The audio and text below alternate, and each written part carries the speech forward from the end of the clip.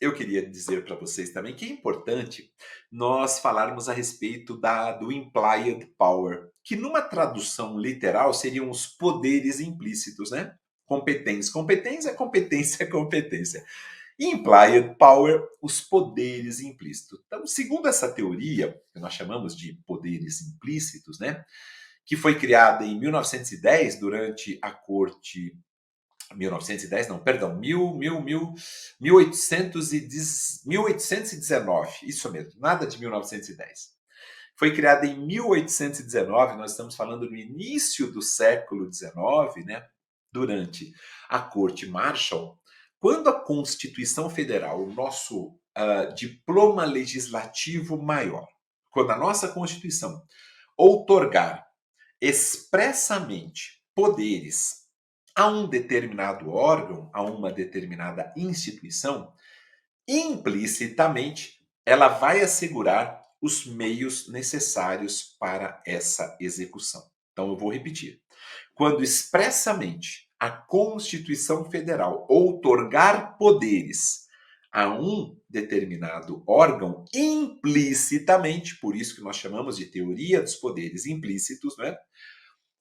O texto maior está assegurando a este órgão os meios necessários para a sua execução.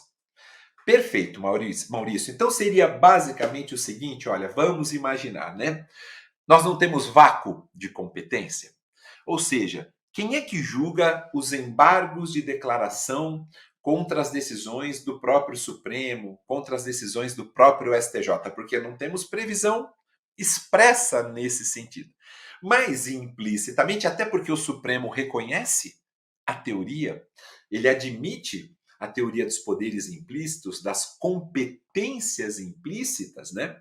Sem sombra de dúvidas, quando nós tivermos embargos de declaração contra as decisões do Supremo ou do STJ, né, não havendo regra expressa para tanto, algum órgão jurisdicional terá de ter competência para apreciar a questão, não é verdade? Então, não vai haver vácuo, não vai ficar sem alguém para apreciar.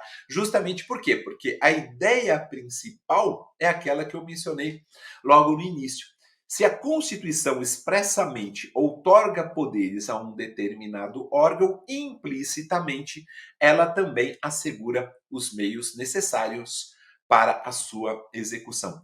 Na minha humilde opinião, pessoal, a teoria dos poderes implícitos é uma situação indispensável para que se preserve em algumas hipóteses, não é?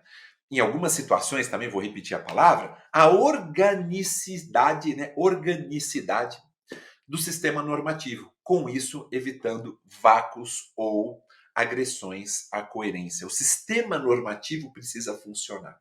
É claro que a ideia do legislador, quando estabelece, né, quando cria, quando passa por todo um processo legislativo, é não deixar vácuos, não deixar lacunas, mas isso acaba acontecendo. Então, por essa razão, eu entendo que a teoria dos poderes implícitos acaba se tornando indispensável para que nós tenhamos essa organicidade do sistema normativo.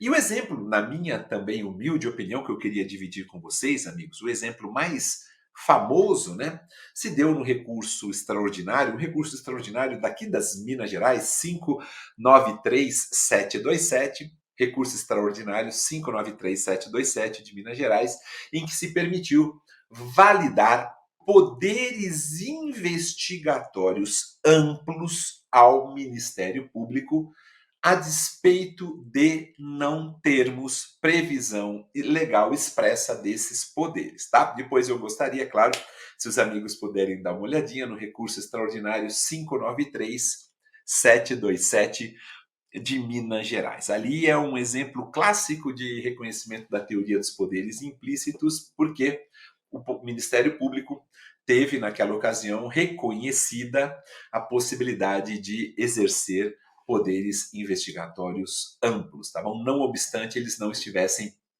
ou não tivessem previsão legal.